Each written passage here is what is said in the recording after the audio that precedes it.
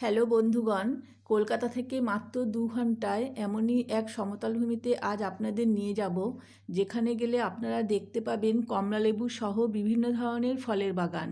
এটি অশোকনগরে সুধীরবাবুর কমলালেবুর বাগান। এখন সুধীরবাবুর বাগানে ঢুকছি। বাগানে ঢুকেই দেখুন কত সুন্দর সর্ষের ফুলের ক্ষেত দেখা যাচ্ছে।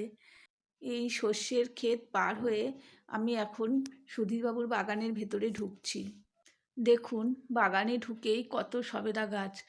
প্রত্যেকটি সবেদা গাছেই কত ছোট্ট ছোট্ট সবেদা ফুলেছে। সবেদাগুলোকে দেখতে পুরো লিচুর মতন, কিন্তু ভালো করে দেখলেই বুঝতে পারবেন এগুলো সত্যিকারেরই সবেদা, লিচু নয়।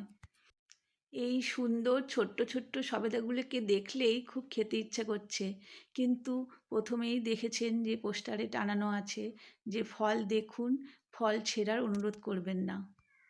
তাই লোভ সংবরণ করে এই সুন্দর ছোট্ট ছোট্ট সবেদাগুলিকে দেখতে দেখতে এগিয়ে চললাম। এগিয়ে যেতে যেতে প্রত্যেকটা সবেদা গাছে থোকা থোকা সবেদা দেখে যেন মন ভরে গেল।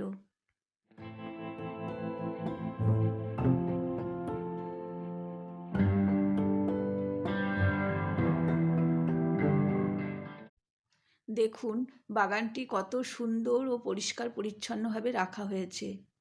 বাগানের মধ্যে এই সরু রাস্তা ধরেই এগোতে লাগলাম। সবেদা বাগান পার করেই চোখে পড়ল কমলালেবুর বাগান। মৃদু বাতাস বওয়ায় দেখুন কমলালেবুর গাছগুলো কি সুন্দর হাওয়াতে দুলছে।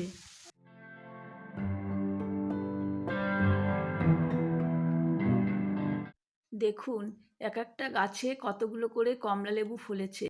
এতদিন জানতাম পাহাড়ি এলাকার মাটিতেই কমলালেবুর ফলন হয়, কিন্তু সমতলের মাটিতেও যে কমলালেবুর চাষ ও ফলন হয় সেটা শুধুমাত্র এই বাগানের দাদার অক্লান্ত পরিশ্রম ও চেষ্টাতেই সম্ভব হয়েছে। দেখুন কত সুন্দর বড় বড় ও টোপা টোপা কমলালেবু, দেখলে চোখ ও মন দুই ভরে যায়।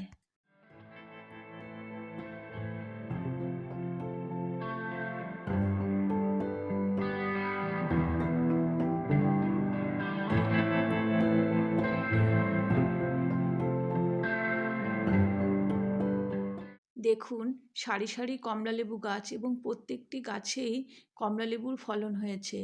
আমি হয়তো আপনাদের অত স্পষ্ট করে ক্যামেরাতে দেখাতে পাচ্ছি না, কিন্তু যতটা দেখতে পাচ্ছেন তাতেই আপনাদের চোখ ও মন দুই ভরে যাবে। কি ঠিক বলেছি তো?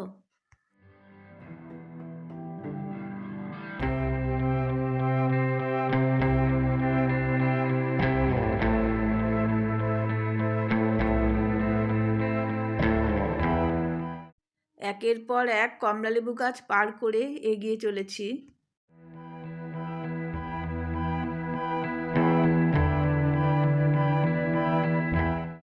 কমলালেবু গাছ দেখতে দেখতে আমাদের চোখে পড়ল আম বাগান। গরমের সময় এখানে প্রচুর আম ফলে।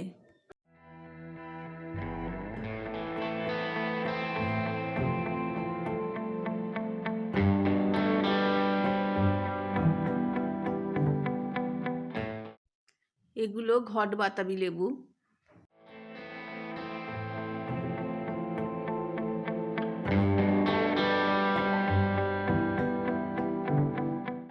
সবেদা ও কমলালেবুর সঙ্গে সঙ্গে এখানে প্রচুর ঘট বাতাবি লেবুর চাষও হয়। গাছের নিচে দেখুন প্রচুর বাতাবি লেবু পড়ে আছে। এক একটা গাছে এতগুলো করে বাতাবি লেবু ফলেছে, সত্যি খুব সুন্দর ও অতুলনীয়।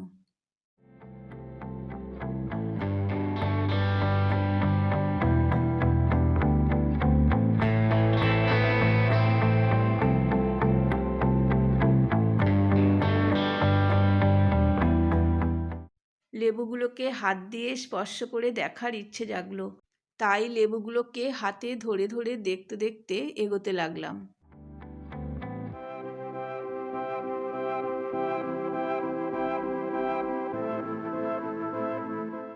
এই বাগানের দাদাকে আপনাদের দেখাবো এবং দাদার কিছু কথাবার্তা আপনাদের শোনাবো।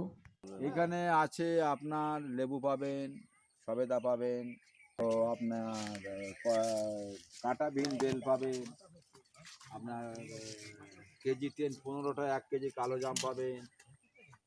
পড়াশোনার মাধ্যমে বাবার সাথে যখন মাঠে যেতাম, সর্ষে চাষ করতো, তারপরে পাট চাষ হতো, সবজি হতো। তখনকার দিনে আমি 730 টাকা পার গাছ এক একটা, 3 বিঘা জমি বসে কমলা গাছ। মুসম্বি লেবু। আচ্ছা মৌসুমি। তো লাগানে ভালো একটা ফিডব্যাক দিল।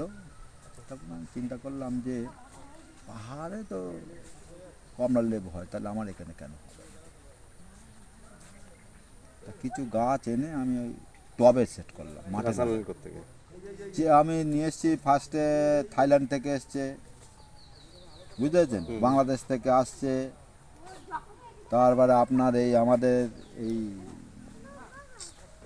দার্জিলিং জায়েন্ট যেটা বলছি, দার্জিলিং থেকে এসছে, আচ্ছা তারপরে আপনার পাকিস্তান থেকে আসছে, বিভিন্ন দেশ, যেখানে যেটা আমাদের, কিন্তু আমাদের এই ক্লাইমেটে, আমাদের ওয়েদারে হবে কি না, আমি আগে টবে সেট করে দেখে নিয়ে দেখলাম না, তো এর মাধ্যমে হয়, রাসায়নিক সার দিলে হবে না। তারপরে পরিকল্পনা নিয়ে আমি বলছি তাহলে আগে দেখি, আমি আগে ম্যাশিং হয়ে যাবে, চারা বাতাস তৈরি করলাম। যে কৃষির সঙ্গে তারপরে আমি মাঝে মাঝে দেখতাম একটা ছোটোখাটো নাচে যেতাম, আমরা দেখলাম চারা বানানো। ভিডিওটি বড় হয়ে যাওয়ার কারণে এই ভিডিওতে সুধীরবাবুর নার্সারি দেখাতে পারলাম না। পরবর্তী ভিডিওতে সুধীরবাবুর নার্সারি দেখতে পাবেন। আজ আসি, সবাই ভালো থাকবেন।